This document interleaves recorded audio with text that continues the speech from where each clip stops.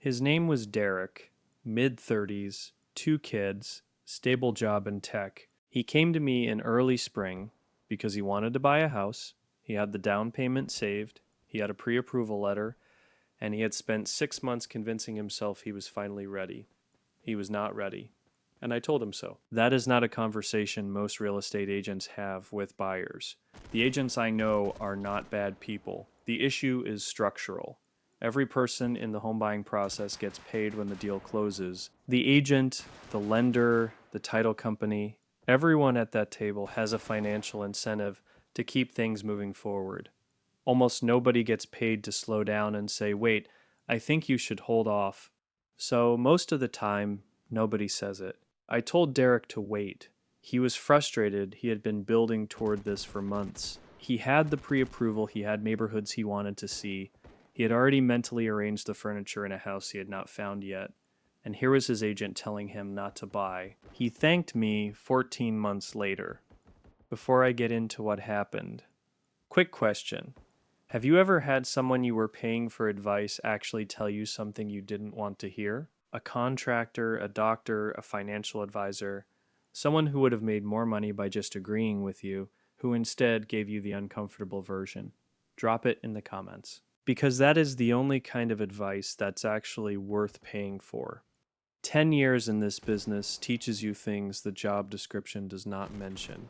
One of them is that the right answer for a buyer is not always buying. There are conditions where the math supports a purchase and the buyer is set up to succeed. And there are conditions where the math tells a different story and where doing right by your client means saying that out loud even when it costs you the deal. Most of the time, nobody says it. Not because agents are dishonest, because the incentives all point the same direction, toward the transaction. I understood that pressure when I started out, but I have watched enough deals close on people who were not ready and seen what happened to those people in the year or two afterward, that it shifted how I think about what the job actually is. Derek's situation was the kind where waiting was clearly right, and the 3 things I saw in his picture that made me pump the brakes are the 3 things I encounter most often in buyers who are not actually ready and almost never get told. The first was his timeline. Derek had been at his current job for 18 months. Before that, 2 years at a company that had gone through significant layoffs. He had survived the cuts, but it had shaken him in a way that took some time to shake off. He had taken his current role partly because it felt more stable. When I asked him directly, if I asked you to bet on still being at this company in 5 years, how confident are you? He paused. Said he thought so, said the company seemed solid. He mentioned his last review had been good, but the pause was real even though he was trying to talk past it. This matters because the math on homeownership assumes you're staying put. The transaction costs of buying, closing costs when you purchase, agent commissions when you eventually sell, inspection fees, moving costs are front-loaded and substantial. They take years to recoup through equity building. If you buy and need to sell in 2 or 3 years for any reason, you can actually come out behind renting over the same period. Not slightly underperform, actually lose ground compared to someone who rented and kept their down payment invested. The break-even timeline, the minimum number of years you need to own for buying to make more financial sense than renting, varies by market, price, and rate. In most situations with the numbers, buyers in their 30s are actually looking at it lands somewhere between 4 and 7 years. You need to stay that long just to get even. Everything before that point, and the renter who invested an equivalent amount may actually be ahead. When I showed Derek that math specifically, what his break-even looked like in the neighborhoods he was considering, it changed the nature of the conversation. He had been thinking about buying as a yes or no question. He had not been thinking about it as a how long question. Once we put a real number on the minimum commitment for the purchase to make sense, and he held that against his honest confidence level about his job situation, the picture looked different than it had when he walked in. The second thing was his cash position after close.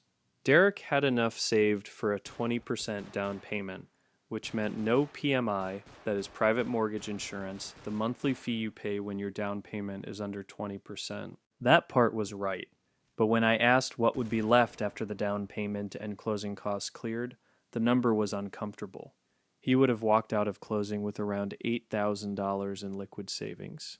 $8,000 with a mortgage, with property taxes and insurance, with the general reality that homes, especially older ones, and almost nothing in his price range was new, generate unexpected expenses. A roof issue, an HVAC unit that decides it is done, a water heater that fails on a Tuesday.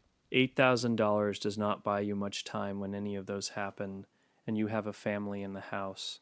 It is not a financial cushion, it is a tightrope. The standard guidance is 3 to 6 months of expenses and liquid savings after you close, not just after the down payment, after every dollar the transaction required. Derek was looking at something closer to 3 weeks.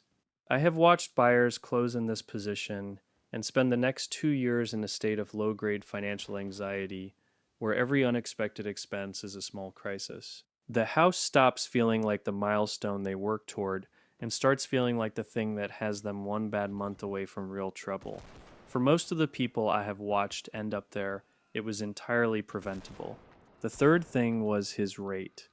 Derek had been pre-approved at the bank where he kept his checking account. He had called them, explained what he was trying to do, and taken their quoted rate as more or less what he was going to get. He trusted them because they knew his financial history. When I looked at what he had been quoted and compared it to what was available through a mortgage broker with access to multiple wholesale lenders, the spread was about half a point. 0.5% does not sound like much when you say it out loud. On a 30-year fixed at his purchase price, that half a point was worth around $30,000 to $1,000 over the life of the loan. He had not spent an afternoon shopping his rate because he did not know that was worth $32,000 to do. Almost nobody does the first time. The first lender you talk to benefits from you not knowing that. None of these three things was catastrophic on its own. The timeline concern alone might have been worth pushing through if the other numbers were strong. The liquidity problem alone was fixable with a savings plan. The rate thing was correctable in a single afternoon of calls. But together they painted one clear picture, technically capable of closing, not actually in a position to close well. So I told him that, not dramatically, just clearly. Here are the three things I see. Here is why each one matters. Here is what needs to change. Here is roughly how long that takes if you are deliberate about it. And here is what the picture looks like on the other side of that work. Because I wanted him to see that we were not talking about walking away from buying. We were talking about doing it right. Derek pushed back. He mentioned the 3 years of work he had done to get here. He said all the things someone says when they are trying to talk past an uncomfortable piece of information.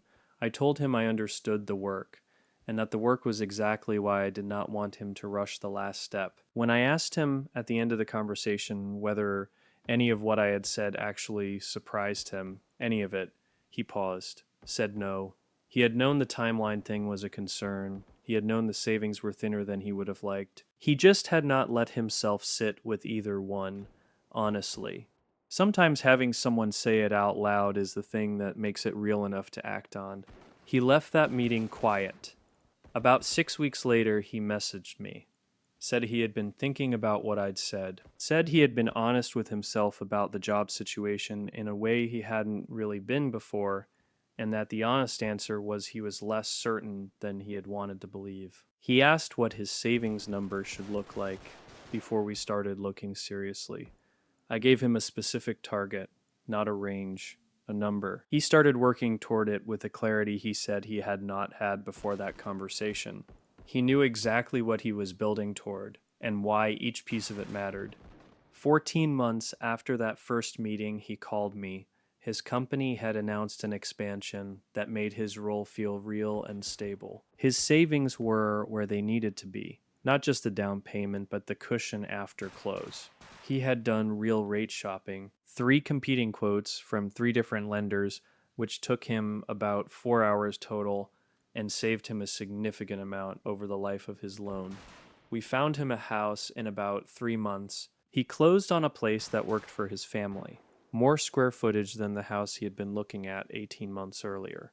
Similar monthly payment because the numbers were simply better all around. And at the closing table, after the notary had left and we were finishing up, he said something I have thought about often since. He said the first meeting we had, the one where I told him to wait, was the most useful financial conversation he had had in years.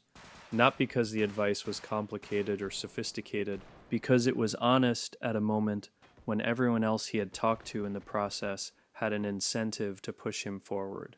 The market will do what it does, rates will move, prices will shift, inventory will tighten or loosen, and most of those things are outside your control. What you do have full control over is whether you show up to the transaction with enough runway that one bad month does not unravel the whole plan. Timeline. Are you confident you are staying long enough for the math to actually work in your favor? Post-close liquidity. When the transaction clears, do you have enough left over that owning a home feels like stability rather than a source of constant anxiety? Rate shopping. Have you spent the time to actually know what your mortgage is costing you, or did you just take the first number you were given? 3 questions. Most buyers never get asked all 3 before they close. Not because nobody knows to ask, because everyone in that process has a financial incentive to keep things moving rather than slow down and make sure the answers are solid. It is like trying to push into the next level before your character is actually equipped for it. You can make it through the door. Whether you actually survive what is on the other side is a different question entirely. Derek had to step back and actually prepare. He took the time to close the actual gaps, the employment clarity, the savings cushion, and the rate research he should have done from the start. He did it right the second time with a clear picture of what he was walking into. And the financial position he ended up in looked considerably better than it would have if he had pushed through before those things were solid. The house was better, the terms were better, the foundation was better. That is really the whole point of slowing down when the picture is not quite ready yet. I will see you in the next one.